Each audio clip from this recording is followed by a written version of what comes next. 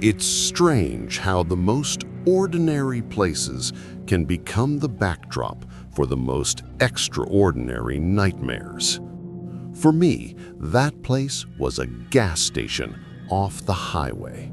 A quick stop, nothing special, just a convenience store with flickering fluorescent lights and the faint smell of burnt coffee. It sat about 20 minutes from my house, tucked into the edge of nowhere. In my rural town, it was the only spot open 24/7. For city people, that's basically like having it right next door. I'd been there countless times. My sleep schedule was a disaster, coding until 3 a.m., living off caffeine, chasing that midnight flow state where everything feels sharp and unstoppable. But hunger always hit me eventually, sudden and merciless. That night was no different. Around 2 a.m., I shut my laptop, grabbed my keys, and stepped into the silence only small towns know. The silence was heavy. Not the kind you get in the city, where it's layered with distant sirens or the hum of traffic. This was the kind of silence that pressed against your ears, that made you notice every creak in your car, every shadow stretching across the pavement. The road was empty. No cars, no noise, just me, the hum of my engine, and the occasional flash of a deer's eyes in the brush. The kind of silence that makes you wonder if the world has ended and you're the last one left. I didn't know it yet, but that drive was the beginning of something I'd never forget. The station looked the same as always. Buzzing lights, empty aisles, a tired cashier leaning against the counter, scrolling on his phone. I ordered a sandwich, then started pacing. Caffeine plus ADHD makes standing still impossible. I drifted through the aisles, half browsing, half killing time. That's when I saw him. At the very end of the aisle, sitting cross-legged on the floor, was a man, facing the refrigerator, like he was studying it.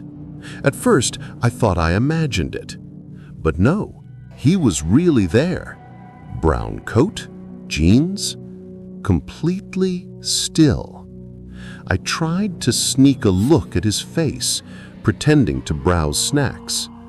But the second I turned the corner, his head snapped toward me fast.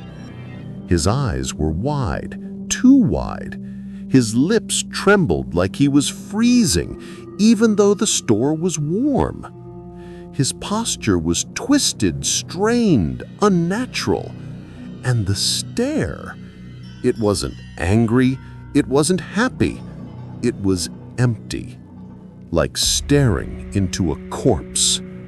I froze, then quickly turned away, waiting at the counter for my food. Every second felt like an eternity. I kept glancing back, half expecting him to follow me. But he didn't. When my food was finally ready, I bolted out. I thought it was over, but as I pulled toward the highway, I caught movement in my peripheral vision. Someone sprinting out of the store. Brown coat. It was him. He ran across the lot and jumped into a pickup truck. I didn't want to know what he was doing at 2 a.m. I just wanted to get home. The lot was dimly lit, shadows stretching across cracked pavement. I could still see him in my mirror, climbing into the truck, slamming the door, headlights flaring to life. I told myself it was coincidence. He wasn't following me.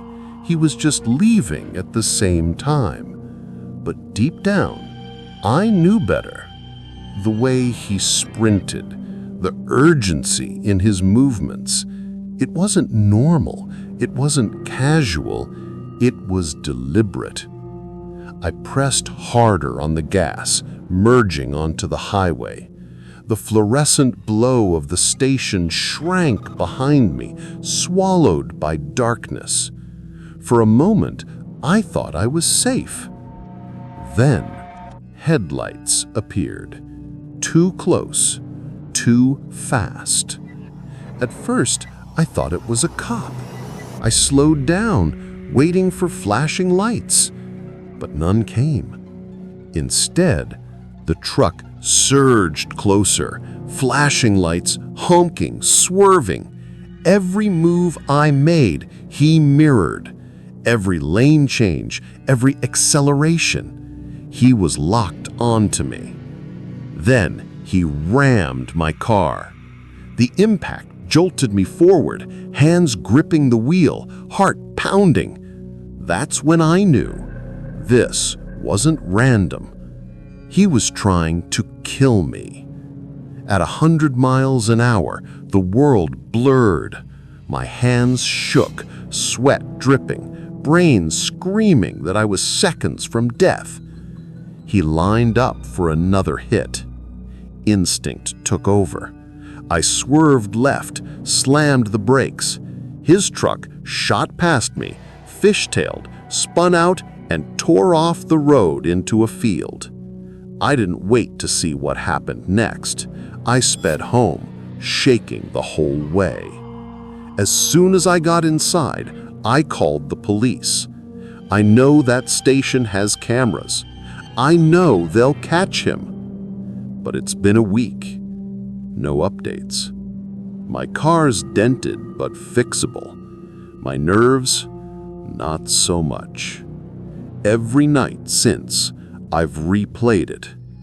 The stare, the sprint, the chase, the impact.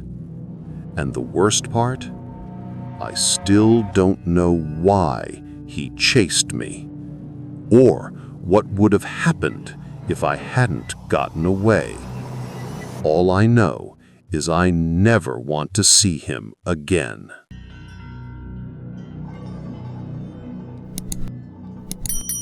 The summer of 2022 was supposed to be routine. I was 25, working a job that most people would call unusual.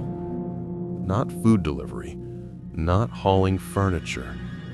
I was transporting refurbished electronics and custom PC parts for a startup trying to carve out space in forgotten corners of the Southwest. The routes were long, sometimes 12 hours straight, often through the night. I didn't mind. I grew up in a road-tripping family, so endless highways felt natural. But this particular night, it was different.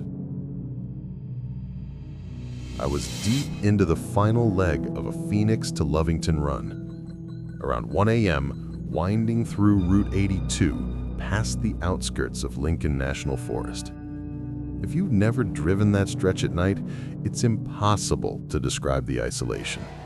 The road is narrow, poorly lit, and you might see another car every 30 minutes if you're lucky. It's the only route through the area. If you want to get from point A to point B, you have to take Route 82. I was listening to a true crime podcast when I rounded a bend and saw it. A red hatchback pulled awkwardly onto the gravel shoulder, hazards flashing. I slowed down out of habit. My headlights lit up a woman standing beside the car, holding her phone high like she was desperate for a signal. My first instinct, drive past. I'm not heartless, but I'm not naive either. That stretch of New Mexico at that hour, you don't just walk into situations blindly. But then I thought of my girlfriend, my sister. If they were stranded, I'd want someone to stop. And I wasn't defenseless. I had a Glock 43 holstered under my steering column. The company never gave me permission to carry, but in those areas, it felt like common sense.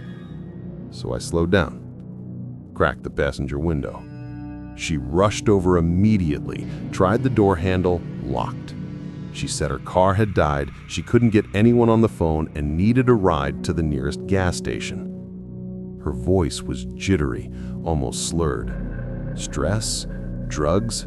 Alcohol? I couldn't tell. Something felt off. But knowing I had a firearm within reach tipped the scale. I unlocked the door. She climbed in quickly, muttered a vague, "Thank you so much," without looking at me. Her words were slightly slurred, like she was drunk. I asked her obvious questions. Did the engine cut out? Did she hit something? She deflected every time. "Just drive," she kept saying. The more she talked, the more I wanted her out of my car. Then I glanced back at her hatchback, and my blood ran cold. A man stepped out from behind it. He had been hiding there the whole time. And then another figure stepped into the road ahead of me, about 50 feet away. Something long in his hands. A bat, a pipe, I couldn't tell. He started walking towards my truck. That was it. Survival instinct kicked in. I floored it. The woman whipped around, yelling, digging into her purse for something. I had a feeling I knew what. I shouted at her to freeze and drew my gun. I didn't point it at her, just rested it on the steering wheel so she could see it. She stopped immediately. No more yelling, no more reaching. Just silence. We were less than 30 minutes from Artesia. That half hour felt like an eternity. She sat stiff, staring straight ahead, expression unreadable. Every mile felt heavier. The desert stretched endlessly, shadows swallowing the road. I kept glancing at her, waiting for sudden movement, but she stayed still. Too still. When I finally pulled into a gas station, 2 big rigs were parked in the lot. I told her to get out. She refused. I leaned across, yanked the door open, and forced her out. She stumbled, fell onto the pavement, screaming something incoherent. One of the truckers started jogging over. All he saw was me throwing a woman out of my vehicle. I didn't want to deal with the accusations. I shouted a warning about her intentions, then peeled out before he could reach me. At the next station, I stopped to refuel. Checked the passenger seat. Buried between the cushions was a burner phone battery and a sealed pack of zip ties. I didn't even want to think about it. I tossed them in the trash and got back on the road, desperate to finish the run. I never reported it, not to the police, not to my company. Not because it wasn't worth reporting, but because explaining why I was armed, why I physically removed someone from my truck, wasn't something I wanted to deal with. But the silence of the desert felt different after that night. Every shadow looked like a figure waiting. Every car on the shoulder felt like bait. Every stranger's face carried the possibility of danger.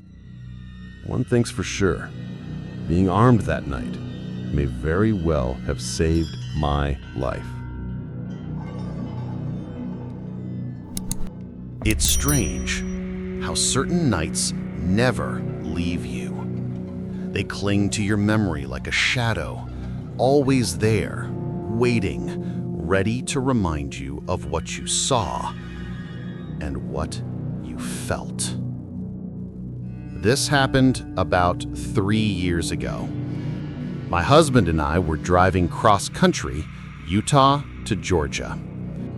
Not the fastest route, not the most direct, but he wanted to see certain places along the way, and I agreed.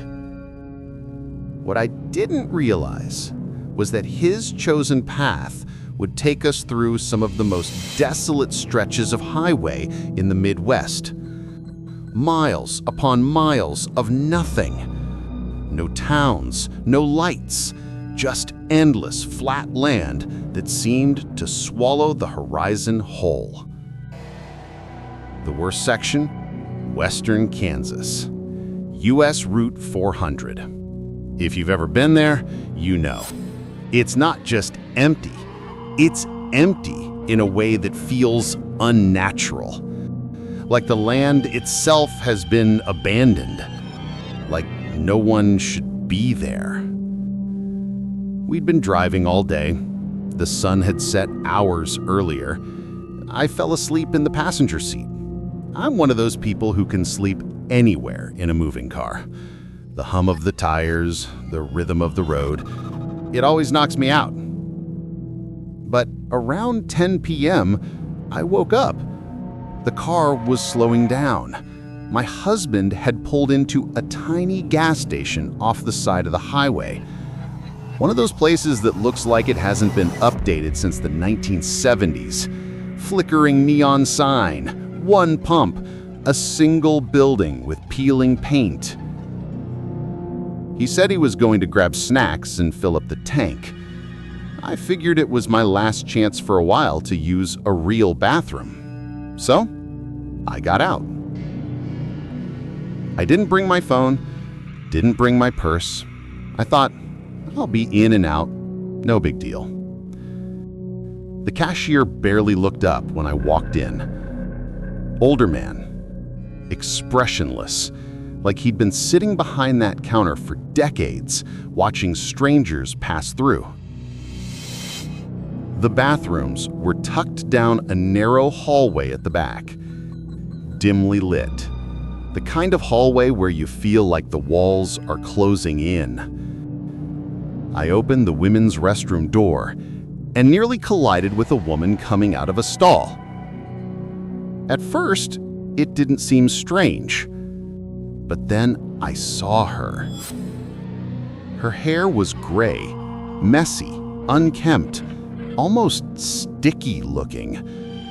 She wore a flimsy foam flip-flops that slapped against the tile with every step. And strangest of all, she was wrapped in a thick purple and green coat. Let me remind you, it was Kansas in the middle of summer. 80 degrees outside. No one should be wearing a coat that heavy. She clutched a tied-up plastic grocery bag. And when her eyes met mine, she didn't say, "Excuse me." She didn't smile. She just stared. Locked on, expectant, like she was waiting for me to say something specific or do something specific. I gave her a quick nod, tried to step around, but she didn't move quickly. She lingered. I thought that was the end of it, but instead of leaving, she turned and followed me. She stepped toward the sink area, but didn't wash her hands, didn't look in the mirror. She just stood there, arms at her sides, waiting. Uneasy, I slipped into the nearest stall and locked it. The second I sat down, I regretted not bringing my phone. No way to text my husband, no way to call for help. And something about this woman felt wrong. I sat in silence, waiting for her to leave. Eventually, I heard the soft slap of her flip-flops moving toward the door. The bathroom door opened, slammed shut. Relief washed over me. But then I realized I could still hear breathing. Not mine, someone else's. She hadn't left. She had faked it. She must have opened and slammed the door to trick me. She was still inside, standing silently near the exit, just out of my line of sight. I froze, tried to quiet my own breathing, terrified she'd hear me. Minutes crawled by. Then the door opened and closed again. The breathing stopped. I felt relief, but I wasn't convinced. I waited. Just as I was about to unlock the stall, I heard a huge gasp, like someone had been holding their breath, followed by the door opening and closing again. My heart dropped. She had pretended to leave twice. Whatever she wanted, it wasn't good. Finally, the suspense was unbearable. I unlocked the stall quietly, stepped out, bracing myself to see her, but the bathroom was empty. I washed my hands quickly, stepped out into the store. No sign of her, but I couldn't shake the feeling she was waiting somewhere else. Near the front, a large man was checking out. I lingered by a rack until he finished, then used him as cover to exit. I thought maybe I was being paranoid, but the moment I stepped outside, I saw her. She was standing off to the side of the entrance, glaring at me. She held something in her hand. I couldn't make it out clearly, but it looked like a knife. The way she crouched slightly, like she was preparing to spring, made it seem like she was about to attack. I braced myself, ready to scream, run, or fight. But instead, she turned and walked around the side of the building. I bolted to our car. My husband looked confused, asked why I'd taken so long. I told him I'd explain once we were back on the road. As we pulled away, I looked back. She was standing at the edge of the building, watching our car. Her stare made my skin crawl. I told my husband everything. He was upset I hadn't brought my phone. Fair enough. But we agreed to forget it and move on. Still, that night changed me. I don't use roadside restrooms anymore. And honestly, I'm not upset about that one bit.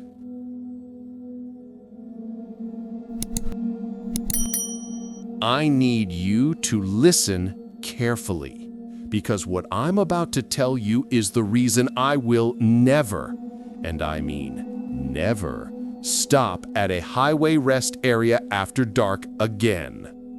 This isn't a ghost story. This isn't some campfire tale. This happened to me.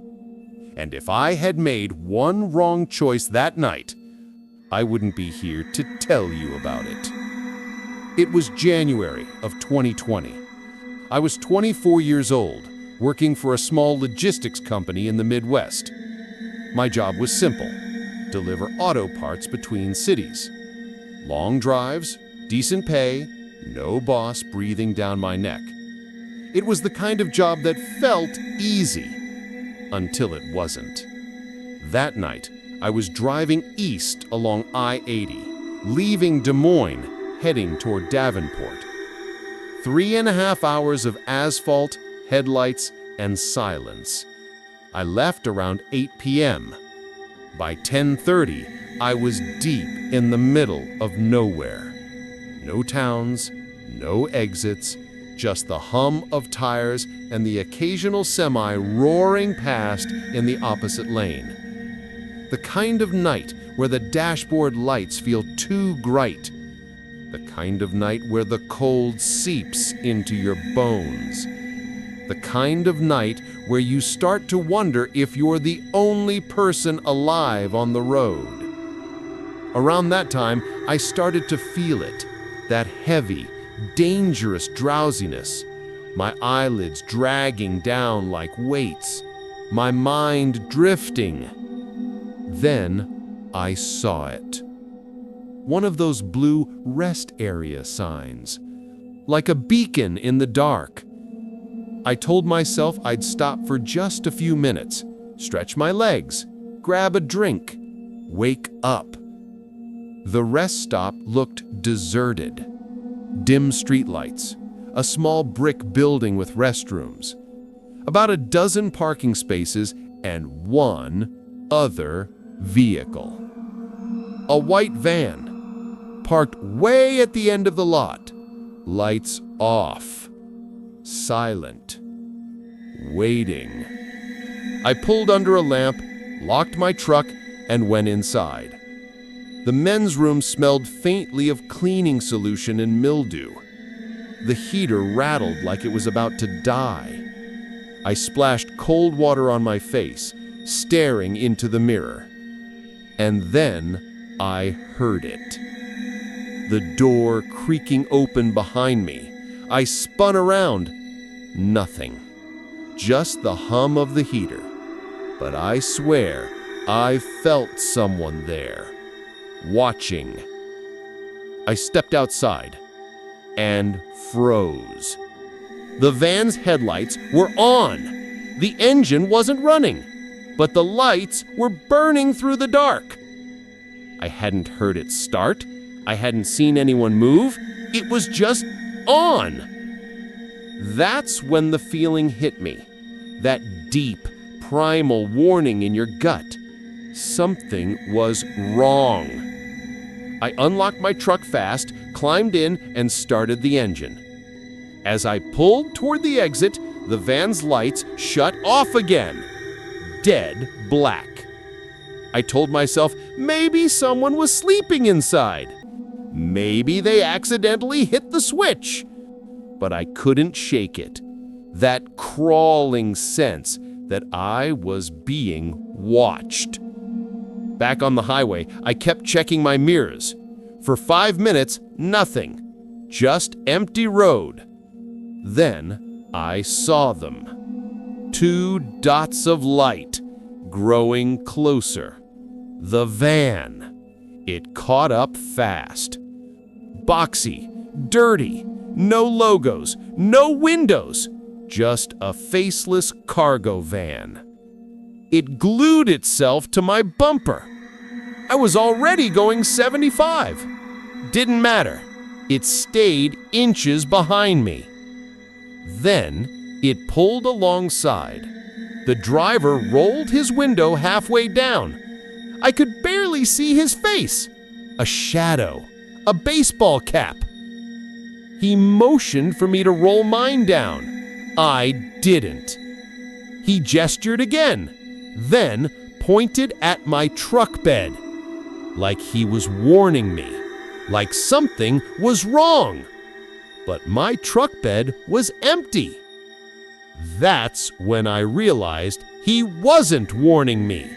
He was luring me.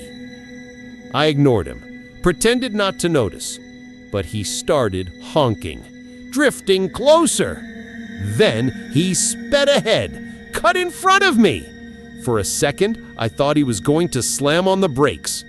Instead, he swerved onto the shoulder, stopped dead. I flew past, heart pounding. But seconds later, he was back, right behind me.